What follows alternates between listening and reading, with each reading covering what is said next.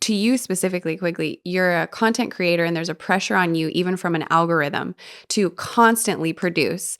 And some art needs the quiet, hidden time and space to be its best. But I think we are nature. We are not machines, right? We are nature. We are trees growing fruit, and that takes time. And this music is fruit, and it's going to take time. And we don't need you to rush it. We actually need you to take the sweet time, because the more the fruit grows, like it's sweeter, it's more delicious, it's more nourishing, it's everything we want it to be. I love you guys. This was a great. really good combo. Take a snippet of this audio and put it at the beginning so that people are like, oh my God, this is the juiciest combo ever.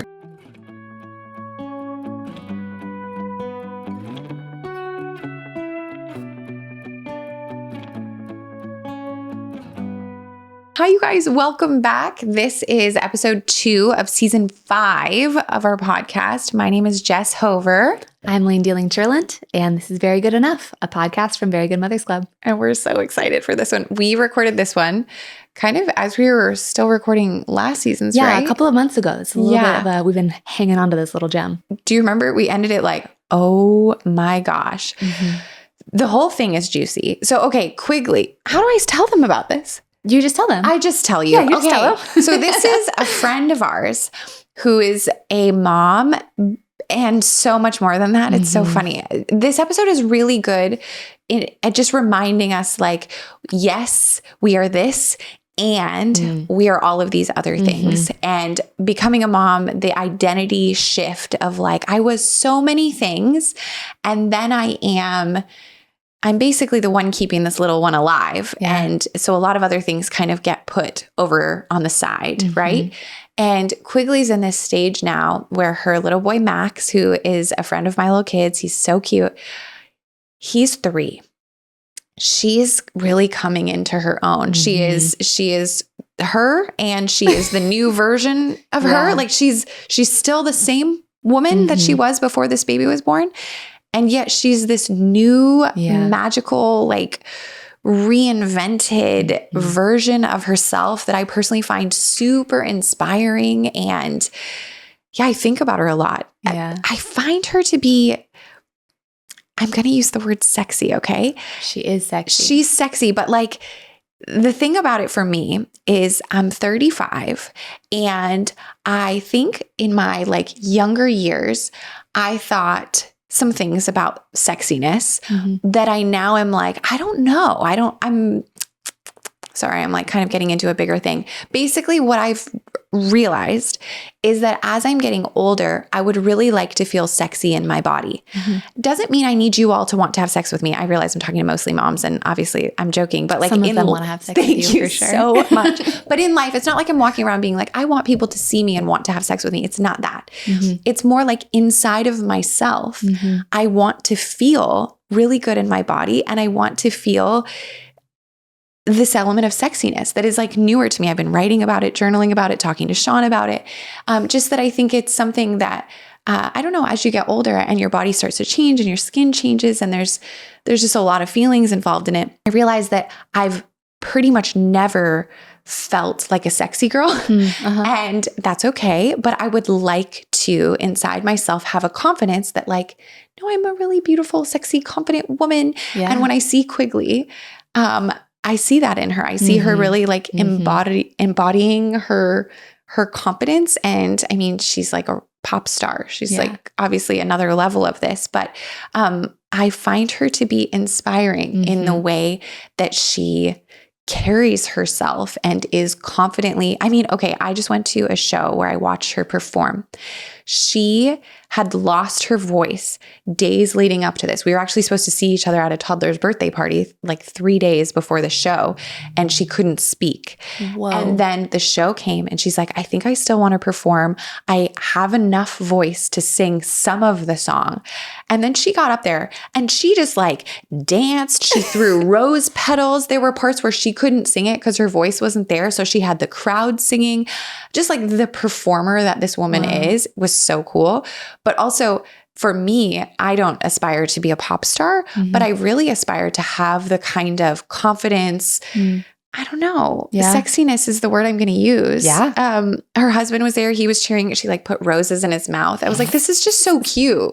I don't know. So I really, love it. I found this conversation to be really cool to get inside her mind and hear about what does she face? What are some of the like hard, challenging demons that are inside there that like keep her from doing the stuff that she's doing? And then how is she overcoming, and the pressure to be younger and the pressure to do everything earlier, and the feeling of like, we're late. Oh no, as a woman, we're late to our dreams and they're not going to happen now because we're too old.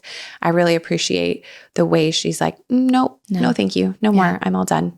Yep. I'm going to pursue my dreams and this is the right time. And being a mom is the perfect role to be doing this as. Yeah. Yeah. So Quigley Goode is an artist. She's a musician. She's a songwriter, which are two separate things. She's a mom. She's an influencer. She's a woman. This is a story. She really like unfolds her story for us about where she's been and where she's going. And it is, as you just heard, like delicious. Yeah, it's really delicious. Good. So we're going to just let you guys ride in and we'll see you on the other side. Quigley Casey, what do you prefer people call you on a podcast? Oh, Quigley for sure. Yeah. I mean, you can call me Casey. I won't be offended, but like emotionally, spiritually, physically, we're Quigley. We're Quigley. Okay. Perfect. Was there a moment where Casey became Quigley? Yeah, actually, just to jump. I mean, if you want to jump into things, we're recording, right? Let's do it. We're recording. By the way, this is the orange juice that my dad freshly squeezed when he arrived at my house yesterday. Oh, that's so cute. We have an orange tree in the backyard, and so I have the privilege of drinking orange juice made by my father. That's beautiful. So sweet. That is a beautiful gift. Yeah. So after I was on season 8 of American Idol when I was a child, a young baby teenager. And after the show, I just really wanted to brand myself differently than how they had branded me. And they were really in control of my narrative, and I wanted to be the one to tell my story, especially like taking one ear off here. Sure. Off of my headphones so I can hear myself.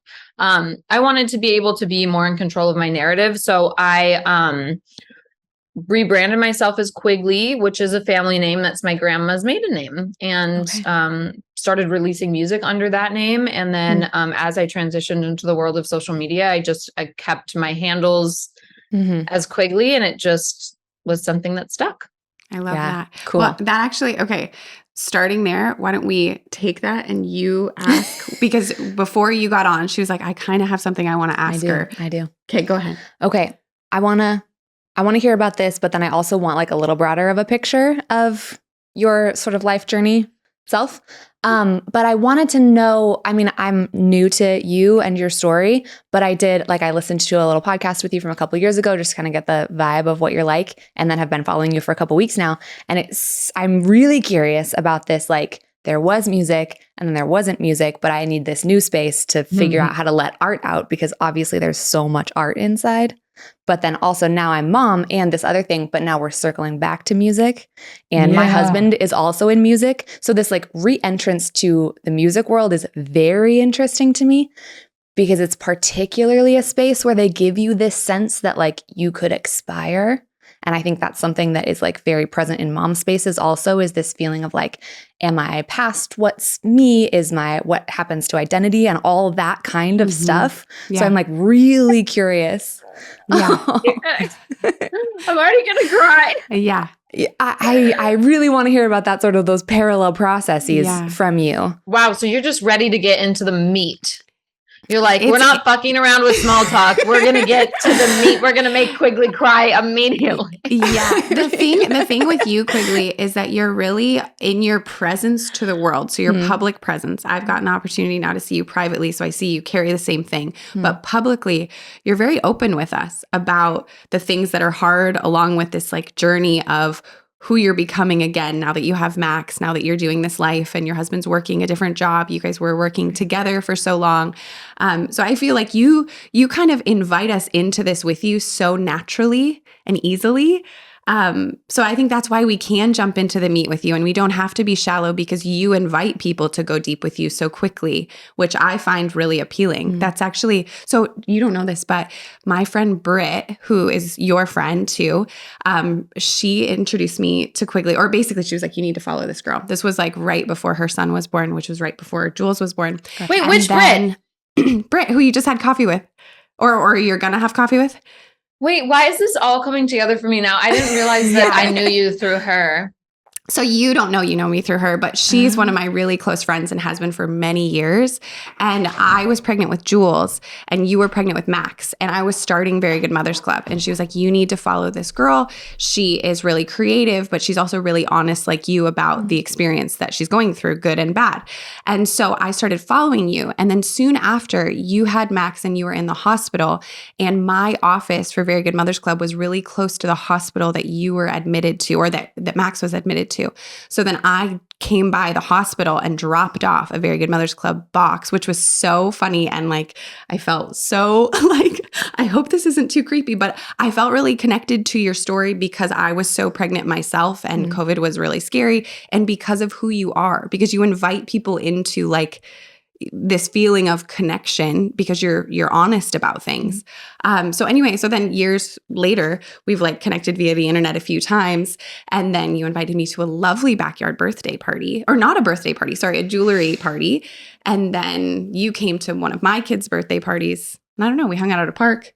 Yeah. I don't know. Even though that we've only officially met like maybe 3 times, I feel like you're one of my close friends. Oh, that's so sweet. Yeah, I love that. Genuinely, we just have souls that just are magnets for each other. Like I adore you, and I feel like this is just the beginning of a very long friendship. So thank you. That. And I thank you so for too. taking that leap of faith and that brave move for coming to bring me something in the hospital. That truly, I'll never forget that. Ever. Thank you. That's so sweet. Well, then we can just jump in because the people who are watching, I like joked with you about how they're just like the sweetest moms who are just like, give us real, give us honesty, give us like raw. They're inside of early motherhood. Many of them, some of them have 2 kids, 3 kids, but it's like that early stage of trying to figure out who you are now. Maybe their marriages are struggling. Right. They're struggling with their identity, maybe their body image, all kinds of stuff that we know you have experienced because you've been honest about this stuff.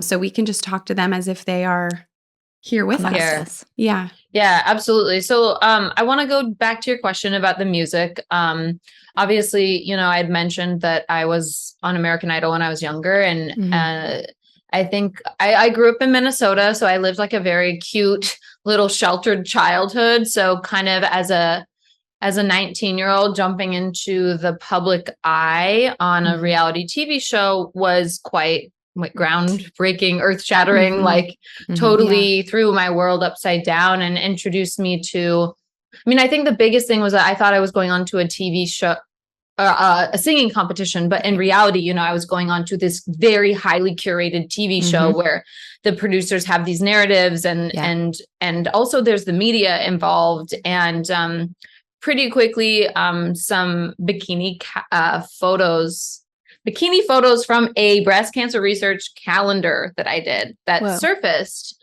And all of a sudden I went from being this like cute little sweet, naive college girl in Minnesota to this like sex pot thing that I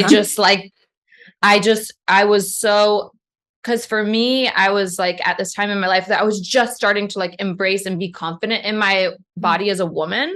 And so to have that like then be the star of the show and have like my story and my talent take a back seat was really fucking hard. Yeah. And obviously I don't, you know, now we have this term like pretty privilege and we can like talk about that openly. But I think I felt like a lot of guilt for being in a position because obviously I was very lucky. I was on a great show and I loved my body and people were talking about how pretty I was. Like I shouldn't be complaining about this, right? And so I had like this guilt and this shame over feeling marginalized and also feeling basically hypersexualized. Mm-hmm. But at the time, I didn't have the words for that. So I just Right. kind of stuffed it after the show. Mm. And I didn't want to perform anymore because obviously I was like publicly kicked off the show. I felt humiliated. So I just went back to Minnesota and I focused on getting my degree.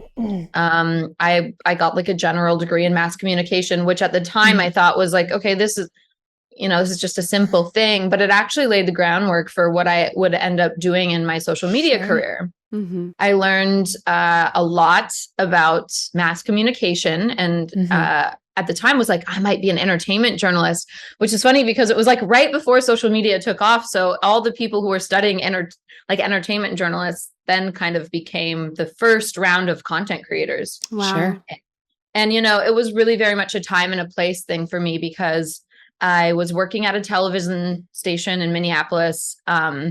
It was a CW affiliate, and I was able to, in college, sort of like learn about how to produce and edit videos.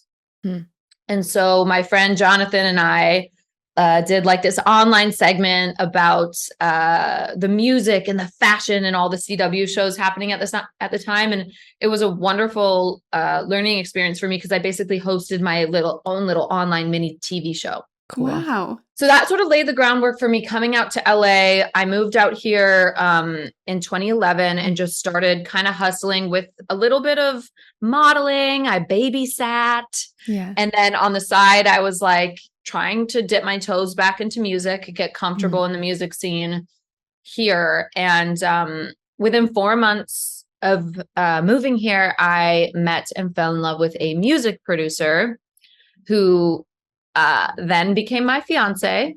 And I entered into like another, I would say, toxic situation where I was basically I was falling in love with someone, but I also was in an abusive relationship. And so it just kind of was another experience in the music industry that led me to feel like if I chose music, I was choosing pain.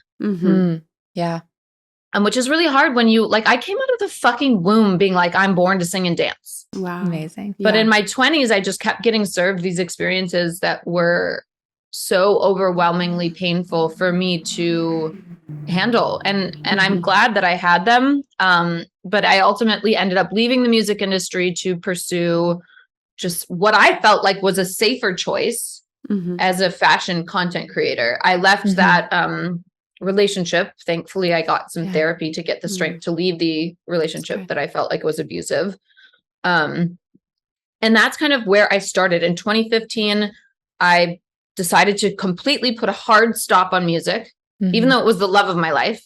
Wow. I put it aside and I dove headfirst into a career as a content creator. And this was like on the forefront of Instagram existing. It was like very new at the time. And I just worked with, when I say work, I mean, like I met up with photographer friends and we did photo shoots for fun. Totally. Yeah. And that was just over and over and over. For me, it was like this creative outlet that I didn't have I didn't put pressure on.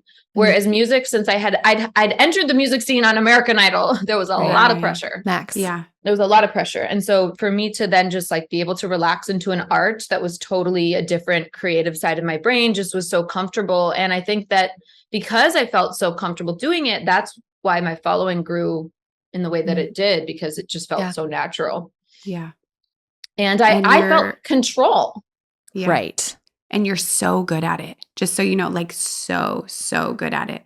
So then it makes sense. It's funny to see now where you kind of go back and forth sometimes between these like highly editorial fashion things that you're doing and like, and here's my life today at home with my family, or like, here's our trip we're going on.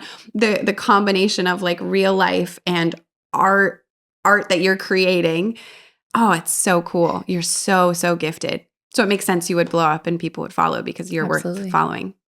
Thank you so much. And I feel really like I owe that side. It's funny, my mom is a visual artist and my dad is a musician. Whoa.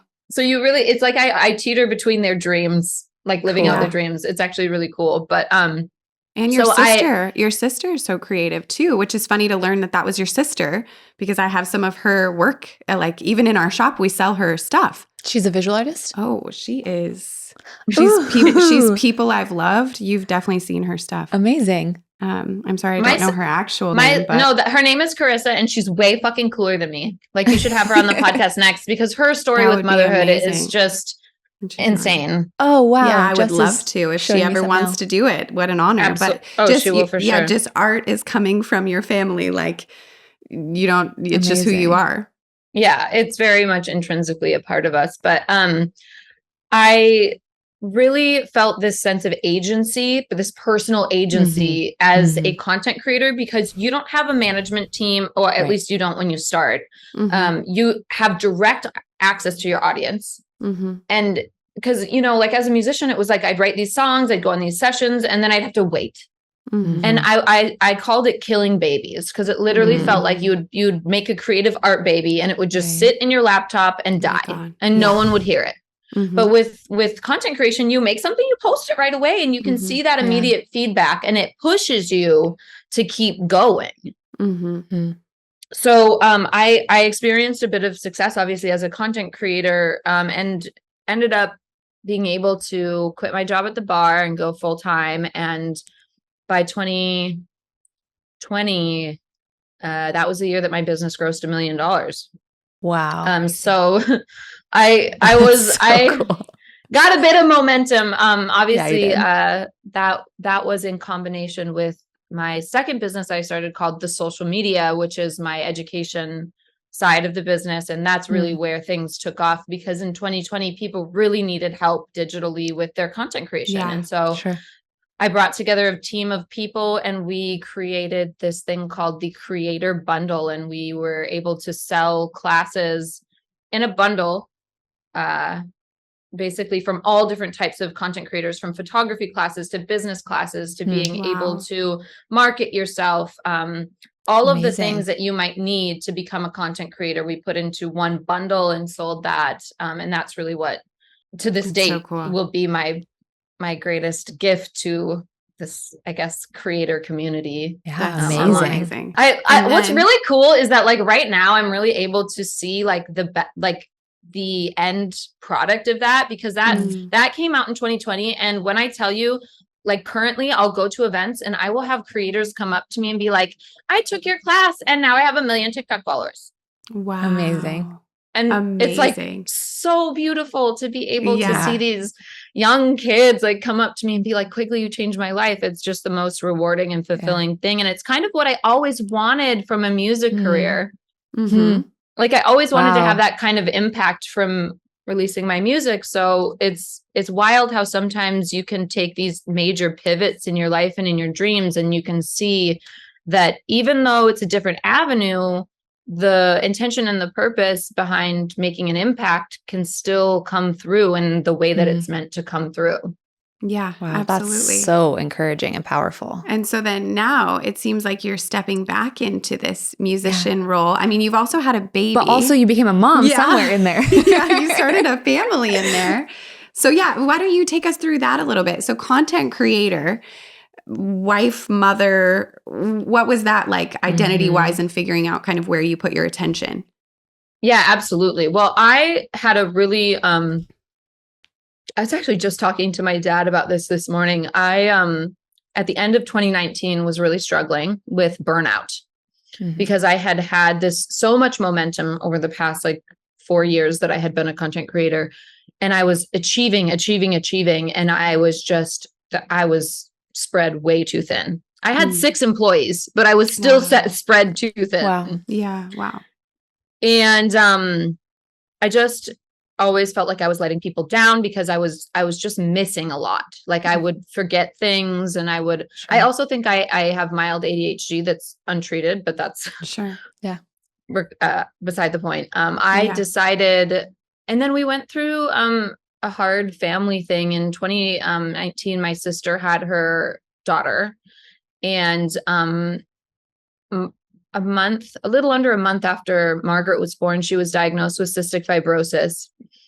And my family at the time didn't know anything about CF. And if you are familiar with the disease, it can be a early life basically sentence or death sentence. Yeah. It's like about a decade ago, or not a decade ago, a generation ago, if you were born with CF, you would be kind of prognosed at living to maybe 20 years old. But now if you are born today and you're diagnosed with CF, it's a totally different climate and situation. But kind of in learning and digesting this right off the bat with my sister as she became a mom, I was fucking shook. My world was really rocked. And seeing the pain that my sister went through, and like I had never, you know, as moms, like we don't see the early days of motherhood. Sure. We don't see them. But with my sister, I was there, and I was there in person, and I spent the first week with her when Margaret was born. Like I was sleeping in the room next to her. I was hearing when she was up at night. And then when Margaret was diagnosed, like literally the minute Margaret was diagnosed, I flew up to San Francisco, and I was with my sister through that pain of literally sitting in the doctor's office for the first time and having them explain to us the fact that Margaret would need to be on treatments and would need a vest and have to have a nebulizer and have oxygen treatments and enzymes with every meal. And now she has a feeding tube, and they feed her through her stomach. And going through that with my sister, I was like, I don't, even though motherhood is a dream of mine, like I don't think I have the strength to do it myself. Yeah. Like it was on the horizon for me. I told my sister when she was pregnant, I was like, I'm getting pregnant right after you, and we're doing this together. But like at that point, I was like, I don't think I have the strength to do it. Yeah. Luckily, after like a couple of months, I was able to see how fucking strong my sister was and how insanely beautiful of a gift Margaret's presence was in our life. Like she was pushing my entire family into this place of like love, acceptance, and faith. And it became like I could see the beauty in it. Wow. And so like after 2 months, that's when I got pregnant with Max. I was like, right off the bat, I was like, I can't be a mom. But then very shortly, I was like, no, like if my sister can go through this, and if she can get dealt a hand like this and come out in such a place of strength and beauty, I was like, I believe I can do it as well. Yeah. And so I got pregnant the first month of 2020, but it was also the month that I decided that I needed to go on an antidepressant, and they were not related because I was on the brink of maybe needing to go on medication before that. As I was working through, you know, what happened with my sister, I was in just like a really dark place, and I did decide to go on Zoloft, and then I got pregnant literally right away. Wow. Like we tried once and I was pregnant. So, so those were like two huge changes that happened at the exact same time. And obviously I talked with my psychiatrist about, you know, being on a medication while also being pregnant. And I talked with my OB about it, and we all just sort of agreed that the best thing for me was to not have my body in a state of panic and stress. So whatever weaning side effects that might happen later on when I came off the drug, it's FDA approved for women to be on while they're pregnant. And they thought that the best thing was for me to stay on it. And I was on a pretty low dose to begin with. So the first half of my pregnancy was interesting because then a pandemic happened. Yeah. Oh my gosh. Cue the pandemic. Crazy. I just can't, like, the thing on my mind, like I had stopped teaching preschool by the time the pandemic hit and was like thanking whatever stars there are above that I was like not doing that job then, but then also was like out of touch with moms and families at that point. But like I was like working in a vintage store with my mind just consumed with like, oh my God, to be pregnant or have somebody little right now, like that's what we need to be talking about, and everyone else can shut the fuck up because that and children needing to learn how to read. Those are my two of like 5-year-olds and pregnant women are the only thing we need to be talking about right now. Because it was so isolating. Like I never imagined being pregnant for the first time in my, like I dreamed of my pregnancy my whole life and I didn't see like anyone. Like I was completely alone. And so every time I did actually go out and I got to show off my belly, I was like, look at it. Just dancing in the empty streets. Yeah. But I mean, luckily I was able to share a lot of it online. I mean, I shared everything very intimately online. but like that in-person element, I didn't really get. And my audience is growing through sharing my story about becoming a mother, and I'm reaching new audiences. And my pregnancy overall was pretty easy itself. Like I didn't throw up once. Whoa. I know. Congratulations. Amazing. But the only thing I did get a really bad carpal tunnel where my hands were numb. Which was really annoying. Try putting on makeup with numb hands, or like literally even texting was miserable. But you know, it was a pretty easy pregnancy. Although at 37 weeks, I had some complications in my pregnancy. And this is where like, I would love for new moms to listen up closely, because I had a very odd complication called cholestasis. But the part of it that's odd is that the main indicator that you have this condition is that your feet become extremely itchy, particularly the bottoms of your feet. Yeah. Wow.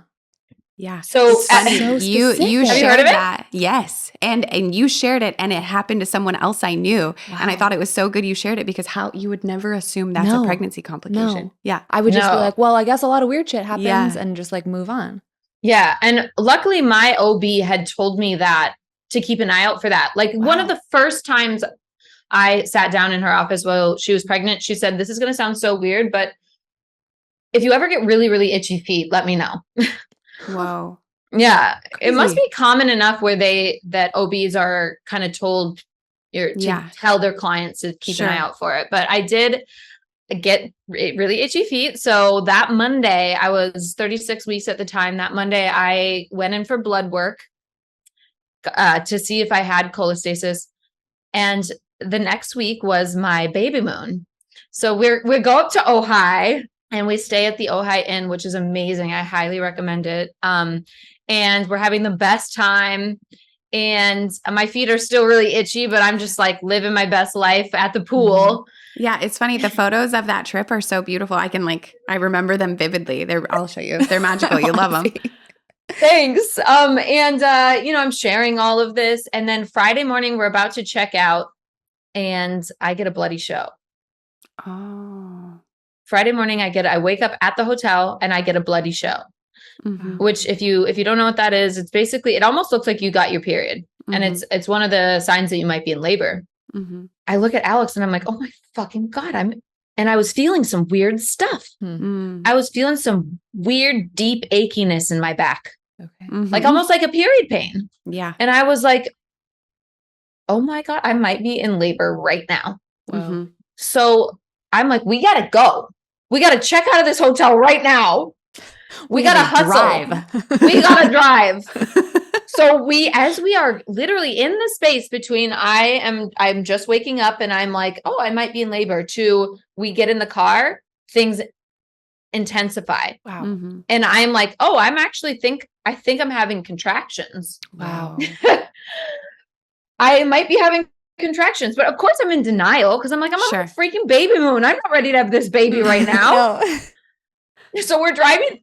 So we get in the car, and when we are checking out, I'm literally holding on to the desk. Oh my gosh. Because I'm like, I'm pretty sure I'm having contractions. So we're checking out. And the first thing I do is I'm trying to get a hold of, it's the morning. So it's like 9 o'clock or something. And I'm calling my OB's office to try and get the results from the blood work. Oh.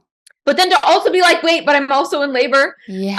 I didn't include this. I should probably, it's just a minor thing, but I was actually planning on having a home birth. I had a midwife as well as an OB. And at this point, I was just on the cusp of being able to qualify for the home birth, because 37 weeks, and I was literally to the day 37 weeks is the first day you can deliver at home, because if you're before 37 weeks, you're considered premature. And if you're premature, then that's disqualifies you from a home birth. Sure. So I'm on the phone. I get my OB on the phone, and she's like, your results came back. You do have cholestasis, which means we have to induce you to deliver immediately. If you have cholestasis, it's essentially a condition where the bile starts to build up in your liver, and the excess bile can become life-threatening to mom and baby. Wow. Oh my gosh. And how many hours away is Ojai? Like from where you're delivering, how long of a drive do you have? It was only about an hour and a half, 2 hours. Okay. Yeah. So I'm okay. So this is dramatic, but but I was also like, but I think I'm in labor right now. And she's like, well, that's great. Hey, we don't have to induce you. Because we don't have to induce you. So, but then I'm like, well, am I delivering at home or am I coming to you to deliver in the hospital? And she was like, well, you talk that out with your midwife. Oh. So the next person I call is my doula. Mm. And my doula is like, oh, I'm still on my honeymoon. No way. What? My doula's on her honeymoon. And so she's like, but don't worry, my mentor, Rebecca, is there and she's going to come to wherever you are. Oh my gosh. Of course they have backups. Sure. Yeah. And so I was like, okay. And one of the whole reasons why I actually chose to consider a home birth was because I desperately wanted a doula. And at the time, hospitals were not admitting doulas. Oh, yeah. And we're fucking in COVID still. There's so many pieces here that I keep losing little threads. Yeah. So they weren't, I was pissed. I was like, I am having that doula. Yeah. If I'm having this baby at home, wherever it is, like I'm having a doula. And I also really wanted my mom to be there. And there was, so call my mom, she gets on a plane. Wow. And I wasn't sure if she'd be able to attend the birth or not, and I never in a million years imagined not having my freaking mom with me. Yeah. So this is unfolding. We finally get home and I'm talking with the midwife. They're like, just, stay calm and like start to set things up at home. But once we get home, I actually was monitoring the kicks and I wasn't getting any movement. Oh gosh. And so they were like, okay, well, if you're not getting movement, you should really go into the hospital. And at this point, my contractions were a minute apart. Whoa. I got to the hospital. I was already 5 centimeters dilated. Wow. That's amazing. And my blood pressure was so then I get to the hospital and then we realize I also have preeclampsia. Oh my gosh. Yay. So many things. Holy moly. Just layers on layers on layers. You are like a cake. Yeah. So there were multiple reasons why I should not and have delivered at home. And I'm glad that I did not deliver at home. Obviously they are very good. Midwives are very good at filtering out the high risk patients. So if you have even one small red flag of a complication, you're going to the hospital. Yeah. So I had 2 and I delivered in the hospital. I had a vaginal birth. When our doula got there, she was like a freaking angel of beaming sunshine. Aww. And it was, I mean, if there's any moms to be out there that are considering if they should hire a doula, it was the best money I've ever spent in my whole life. Oh, wow. That's beautiful. And she did get to go in with you. Yeah, you guys, the day we called the hospital on our way to the hospital. Will you let our doula? They had just changed the rules. Whoa. We were like the first people who they were finally allowing doulas in. That's amazing. Wow. So it was, I had the universe was on my side for sure. Yeah. And when she came into that room, man, she was a beacon of light. And I just thank my lucky stars. And the doula is more for the birthing partner than it is for the mom. Yeah. Yeah. Because these, if we think we're unprepared as moms, guys or whatever partner, they don't know. Yeah. Right. They don't know what they're in for. No, so and it's crazy. It's crazy to watch the person you love who's birthing the child you love be in so much pain and all this uncertainty. It does really help to have someone that you're looking towards for like some guidance and direction and like, what's normal? Is this normal? Is this fine? And what do I do? Yeah, it's so good. Because then they're not turning to you. Because I'm not going to have my Alex or my husband be like, hey, what do you like want asking me questions? Yeah. No, don't ask. I'm the wedding coordinator here. Yes, I'm the bride. Yeah, I'm the bride. Yeah, that's right. Yep. Wedding planners, planners and doulas, the best investment ever. I became a doula after I had my second because I was like, this is so special. And actually it was because all these moms were asking me questions and I was like, I should probably be more educated if you're going to trust my voice with any of this. But yeah, I feel like in the doula training, what I was learning was like, it's having a really loving friend in there who's like advocating for you and guiding. It's is familiar with the process. Because why is Yes. the first time we ever see this when we're experiencing it? Yeah. Yeah. Right. That's crazy. And that's why having a mom there would be so key. Was your mom there? No, No. Oh. no, they would. Okay. They did not. My mom and my mother-in-law sat in the parking lot of the hospital. Oh, wow. Okay.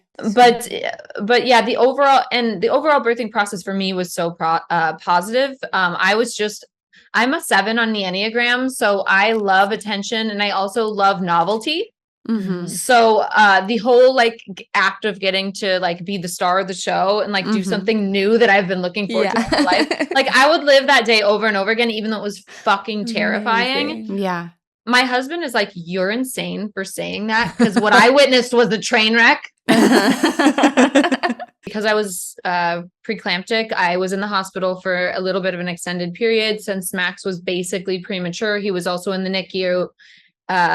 So we were both we had a little bit of a hospital stay. Yeah. But I actually was really thankful for that. And I will tell you why. I was able to get like extended care from the nurses. And I was also able to get this like experience in post-labor where I was being taken care of. I didn't have to worry about my house or anything, like meals were being sent to me, but also I was able to just like walk over to Max in the NICU. So I would like get my little walker out and I would walk to him, but I had the NICU nurses to sort of like just teach me how to be a mom in those first few days. Sweet. Like they literally were so hands-on with breastfeeding and with just everything, burping, swaddling. Just those key first few days, I had like really hands-on help. And I could go rest when I wasn't with him. I could go back to my room, sleep for a few hours, come back, nurse, go back to my room, sleep for a few hours, come back, nurse. And I kind of wish every mom had that where I know you get like a day in the hospital, but every mom should have like 3 or 4 days where their baby is being kind Cared of for. cared for by a community. And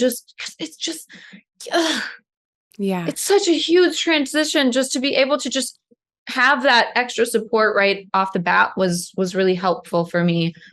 Although I was terrified because I never knew when we were leaving. And I was like, my mom is here. She wants to meet my baby. Like there were other elements where I was like, let's get the fuck out of here. Yeah. Yeah. But I saw the silver lining. Yeah. And you were back in there pretty soon, weren't you? Because you left, but then you had kind of a plot twist. Yes. So we had about 4 days where we got to go home. And the very first Monday, back, I guess, we took Max to his first pediatrician's appointment. And in that appointment, he contracted COVID from his pediatrician. Oh my God. So at 14 days old, he was diagnosed with COVID.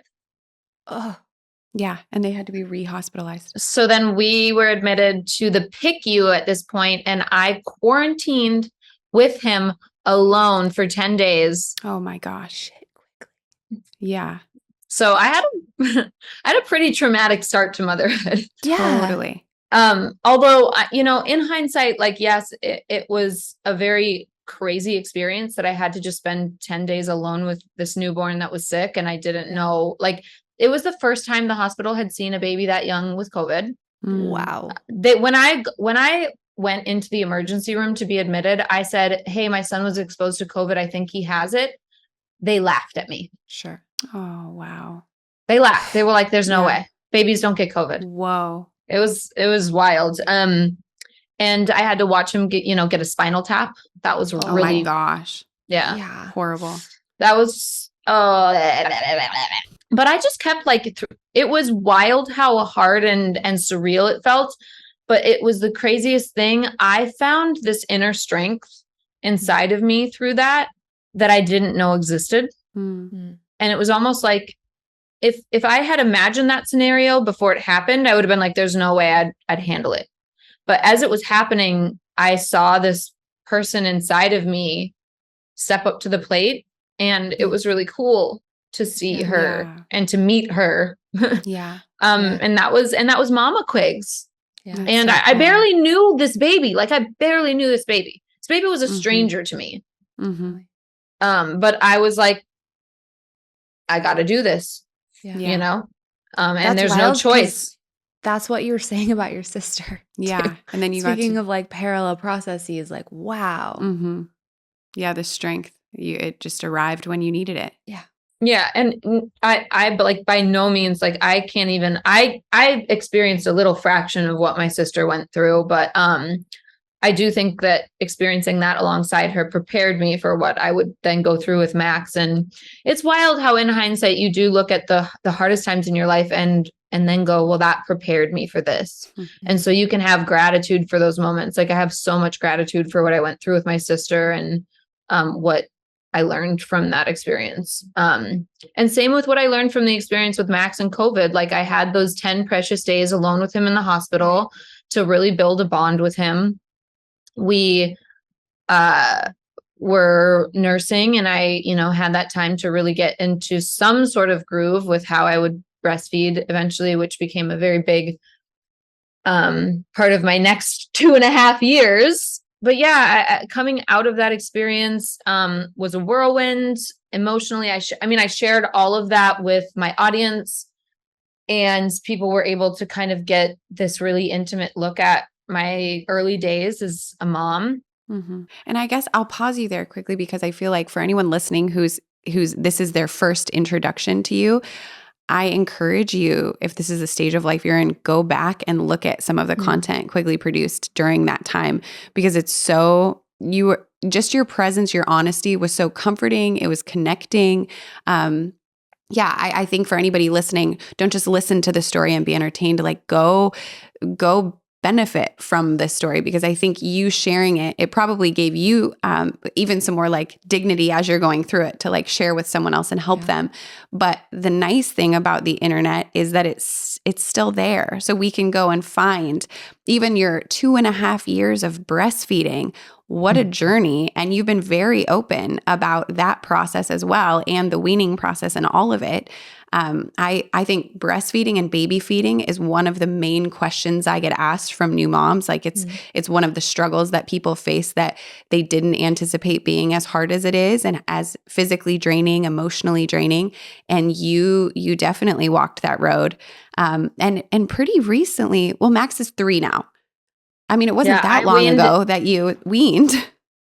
I weaned in March, April. Okay. But it really was like I started trying to wean when he was 1. Whoa. Wow. But first off, like if we're talking about breastfeeding, like I was really lucky to have some amazing like role models in 19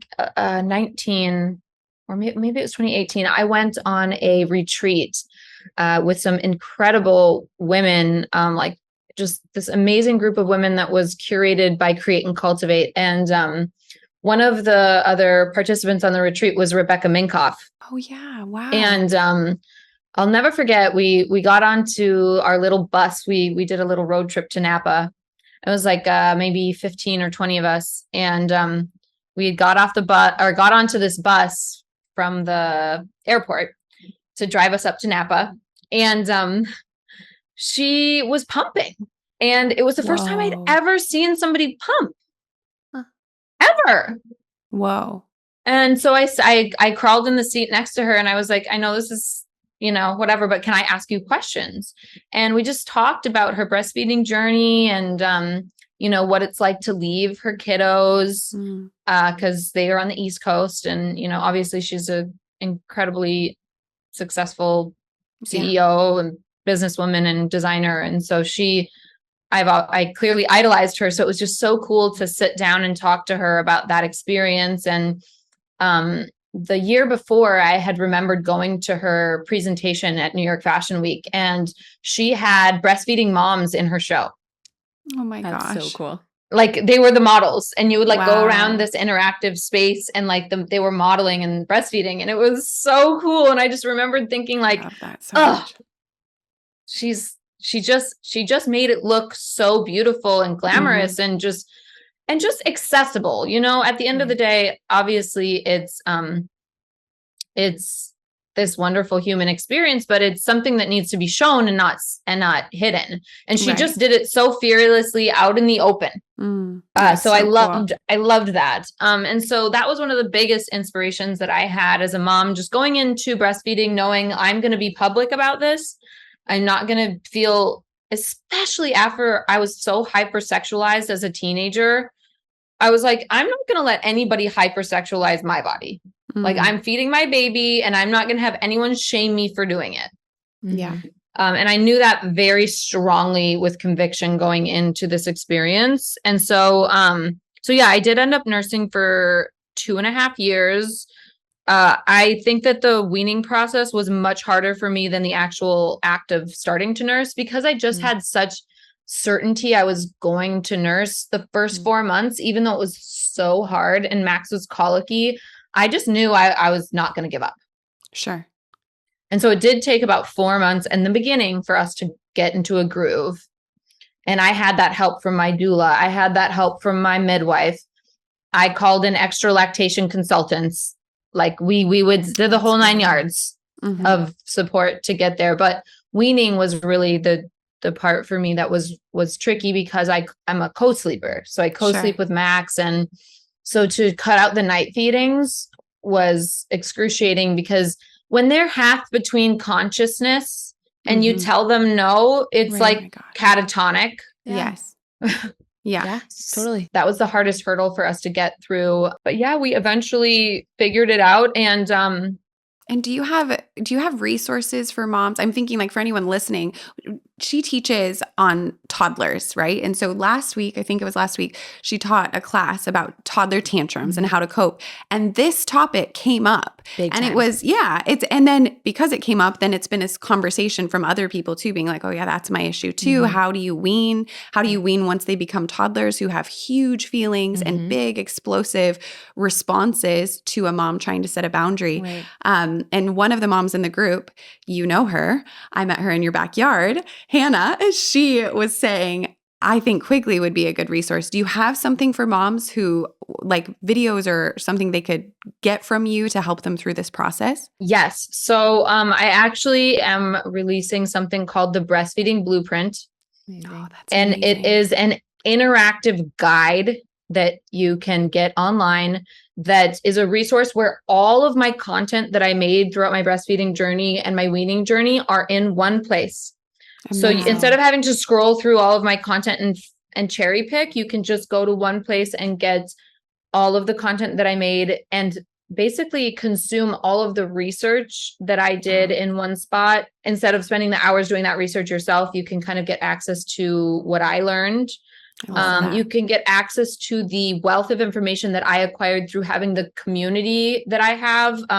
Like the amount of messages I would get on a weekly basis from other moms DMing me their own personal stories. I screenshotted all of them. Wow. Oh my gosh. And compiled them into a PDF. We have discount codes to things like supplements, resources for apps that I used. Amazing. During this time. And then I also have all sorts of audio notes that I have compiled just explaining things. Wow. Okay. Wow. Access to my lactation consultant. So that's one thing. That's amazing. That's perfect. Yeah, Thank you. That's like exactly what these people are craving, is like, I don't want to go everywhere to try and find answers. Send me to one spot, give me everything I need. Okay, well, perfect. Well, then we'll tell them. And then, I think there's a bit of hesitation in coming across as like an expert on these topics, because I have a minor in child psychology, but like, I'm not a certified lactation consultant. But that being said, I think it's very important to acknowledge that throughout human history, women have been helping other women through this. And there should be absolutely no hesitation in sharing our own personal experiences as moms to help as many people as we can. And I also have the benefit of, I should have shared this before, but my mom is a early childhood family education specialist. She has her doctorate in education, and she was she just retired, but she was the head of the St. Paul School District in Minnesota for family education. So I have had the amazing privilege of having a mom who's an expert in momming.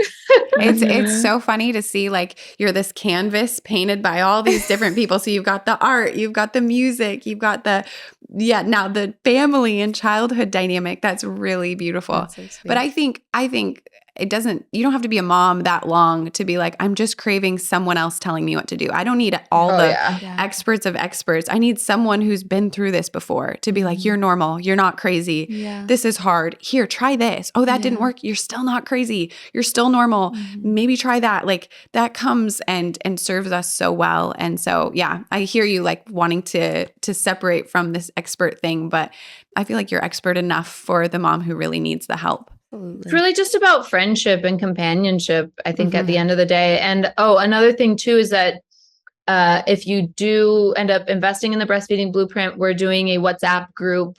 So anyone who invests in it can have access to the other people that invested in it through a WhatsApp group. So smart. I love that. Really smart.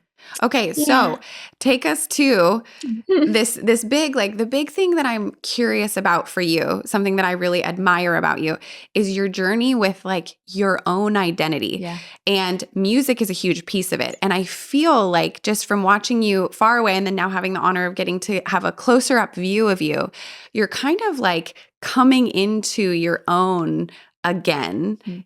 But you were your own, right? But it's like the early couple years of motherhood, you're so kind of one with your little one. Like we're keeping them alive, we're keeping them slept. We're trying to be us, but we're so connected.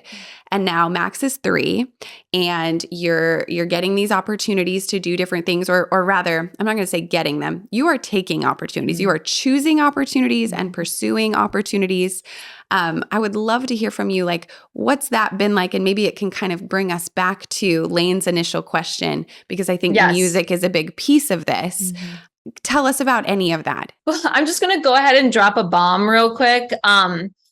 Part of going on, and this is going to segue into the answer here. Part of going on antidepressants was part of the side effects was that I completely and utterly lost access to having an orgasm. And then add nursing on top of that, where if you don't know this, the liquid in your body goes to your breasts, and so your vagina becomes an arid desert. Yes. When you're nursing.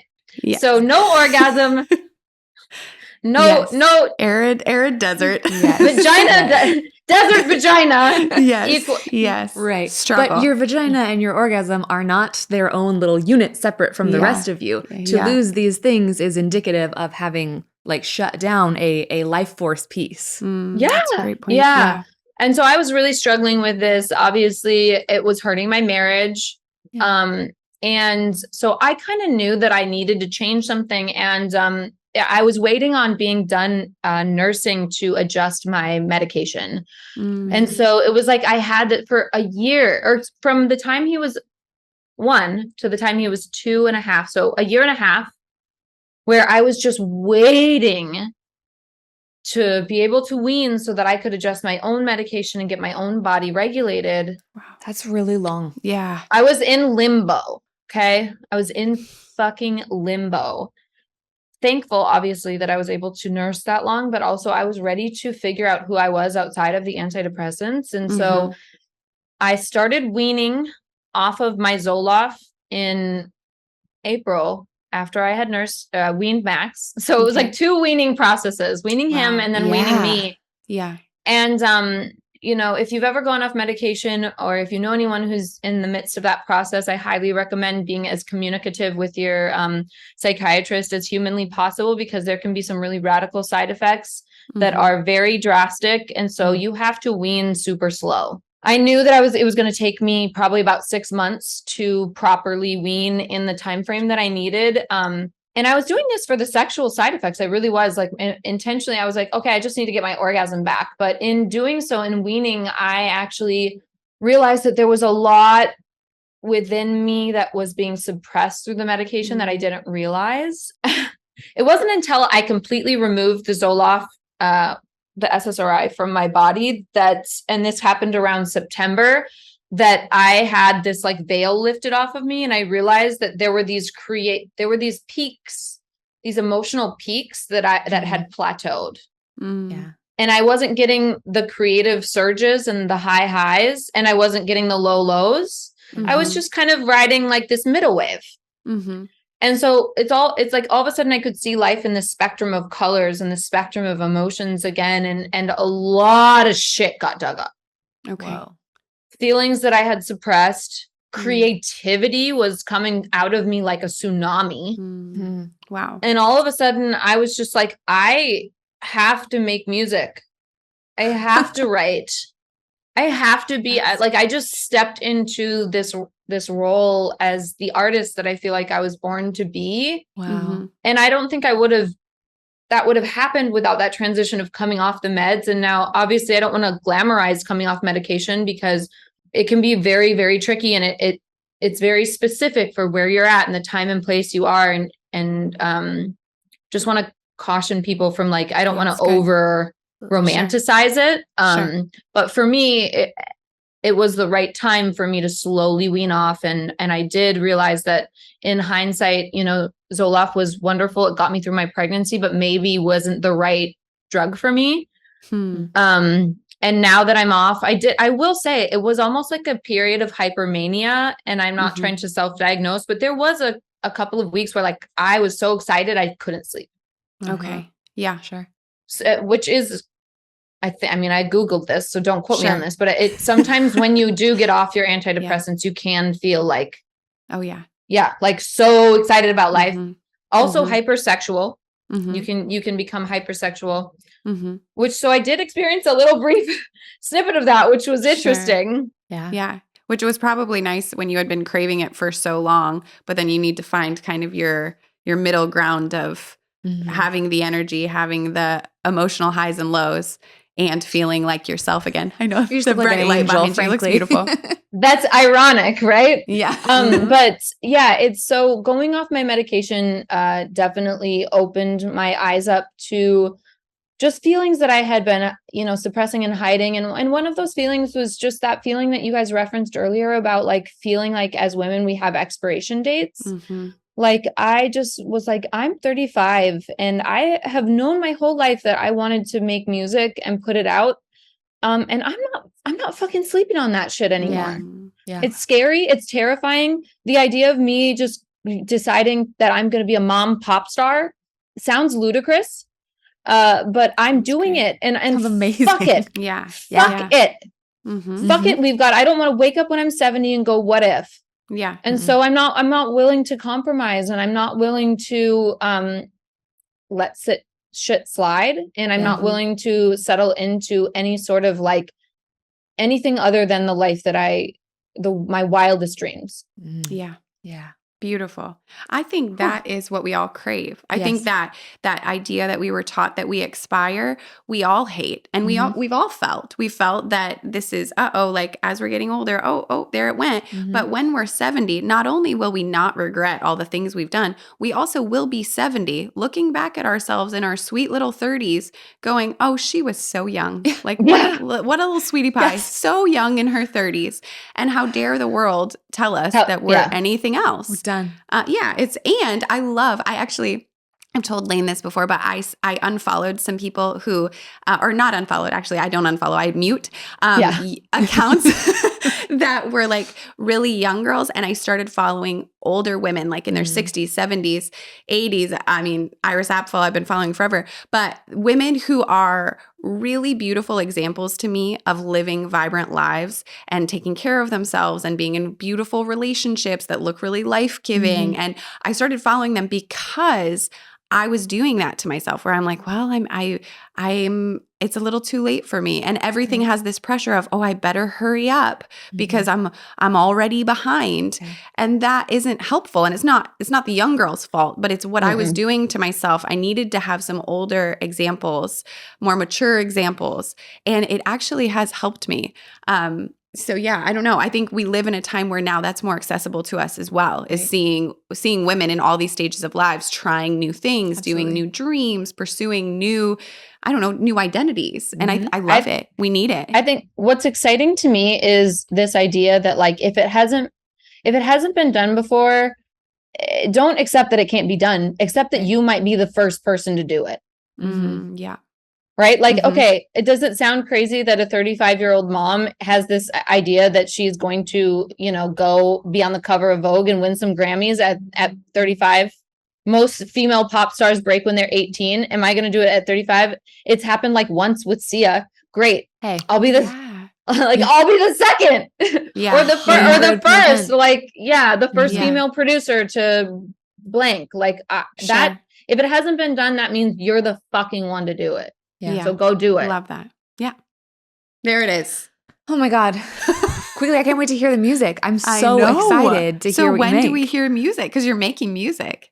Oh yeah, I've been slaving. I've been a slave in very passionate about producing the music myself. As I Cool. said to you Cool. guys, like so much of this is a creative artistic process for me that is just something that is coming deep with like out of my soul, and Mhm.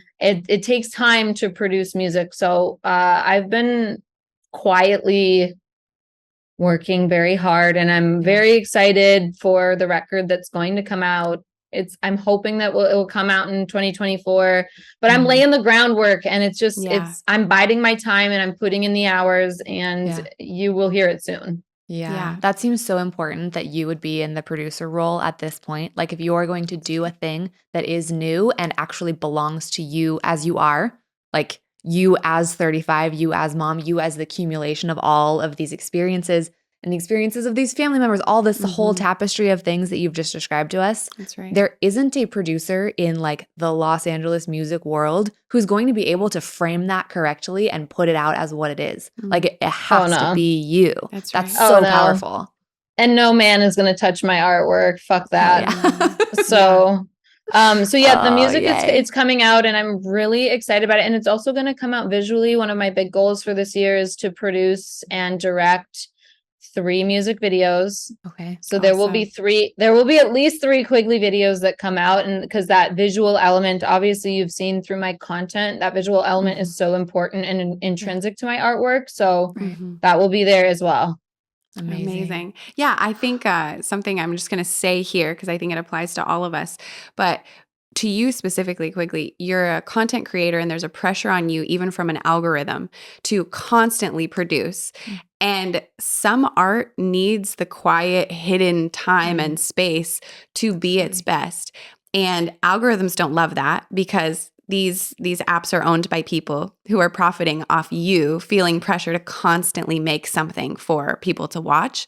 But I think we are nature. We are not machines, right? We are nature. We are trees growing fruit, and that takes time. And this music is fruit, and it's going to take time. And we don't need you to rush it. We actually need you to take the sweet time, because the more the fruit grows, like it's sweeter, it's more delicious, it's more nourishing, it's everything we want it to be. And so yeah, I think like that's for you, and that's for any of us who have this project inside us, and we're like, we have to rush to get it out because we're too old, because it's too late, and because people won't watch. The algorithms will punish us for not putting something out quickly. I think no thank you on that. That's not nature. That's an iPhone that constantly restores, and you just do something quick and it's always outputting. That is not what we are. We are nature. And so this is basically like us saying, me on behalf of everyone who's going to love what you're making, take your sweet time, because it is going to be better for it. And the pressure is not real. That's noise. That's not even us. That's not even the people who are going to enjoy the thing you're making. That's not real. Oh my God, you just spoke straight to my soul, and I feel that so. I never thought of it as fruit, but you're so right. And I want juicy fucking oranges. I want juicy oranges on my tree. It's your birthright to have fresh squeezed orange juice. There it is. That's the symbol, is you wait long enough. Yep. And the orange tree, I talk about this all the time, doesn't make fruit all year round, but sometimes it makes flowers, and sometimes it just has leaves on it. And sometimes it's a little crispy, but it's still alive. And that is us. Yeah. Yeah. And so this the is irony. I know. I think about it because they're all around us here in LA. For the audio listener, the tree is There's a visible. tree right behind her. That's right. You can watch the video. You should. Quigley's face is so lovely. Oh, yeah. But yeah, just that idea that like we constantly have to be putting out, and especially as women, like make, do. Always have something to show for your existence on this earth. Mm-hmm. That's not real. Look at other nature. That isn't how they flow. Sometimes plants look like they're dead and they're actually just staying alive. And then in the next season, they'll have something on it that's more to show for their life here. Okay. So you're doing great. Ooh. How exciting.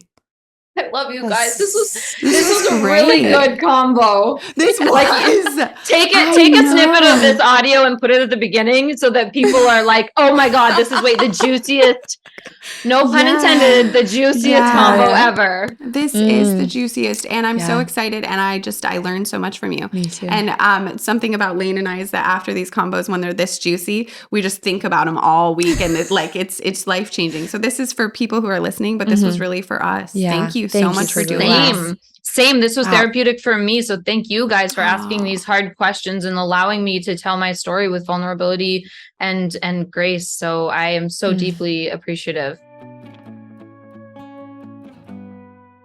Welcome back, you guys. I'm so jealous of you that you just got to hear that conversation for the first time. We probably should listen again. Because I've already heard it and I can never have it again for the first time. Oh, that was cute. I was like, no, we can listen. But you're right. For the first time, it was really good. Listen to it again. But gosh, the morning after getting to talk to Quigley about that just felt so inspiring. It felt like fresh squeezed orange juice and like bright sunshine. I wondered if we were going to reference the oranges. And so I hope it did for you as well. And if you would like to talk to us about this conversation, would like to talk to some other beautiful, powerful, rich, lovely women about these exact same things, you can meet us, literally, actually us in real lifetime inside the Very Good Mothers Club community. We do a call together once a month, and Jess does lots of other calls throughout that month, and other people do lots of other calls throughout that month. So there are tons of opportunities to connect with other moms and bring up the things that you hear on a podcast, that you saw on Instagram, that you're living in your life to other people, and get to be with them together over like the things that you're going through. Yeah. Because none of us are supposed to be able to do this alone. No.